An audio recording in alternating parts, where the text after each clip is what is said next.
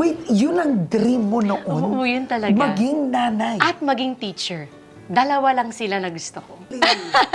2 years old, is it right to say naghiwalay Yeah, parents separated, mo? yes. What happened after? Sa lahat ng bata, mahirap yan. May mga activity ka sa school, wala yung parents mo, makikita mo yung mga classmate mo, kompleto sila.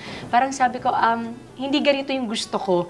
Pero pag pinaparealize ng lola ko na parang ganito talaga ang sitwasyon, kailangan ganito ang nangyayari, kailangan ganito intindihin mo, may isa siyang palaging sinasabi sa akin na never kong nakalimutan. Sabi niya, anak, never ka magtatanim ng sama ng loob mo sa mga magulang mo kasi you will never be successful kapag ganyan ang point of view mo sa buhay. Pero wala kang sama ng loob. Wala eh. Even with your dad. Wala. Kasi siguro hinubog ako ng lola ko na ganun yung perception na kailangan kong intindihin, na hindi lahat naaayon sa gusto mo. May mga bagay na nangyayari na hindi mo inaasahan, pero after all, in the long run, magiging maganda yung resulta.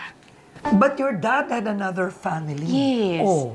At close Paano ako yun? sa kanila. How did that happen? Very open naman kasi lahat eh. Even si mama ko, sinasabi niya sa akin, even si papa, very open. Pumupunta ako doon, tumitira ako doon kay mama, ganun din. So ganun yung naging setup.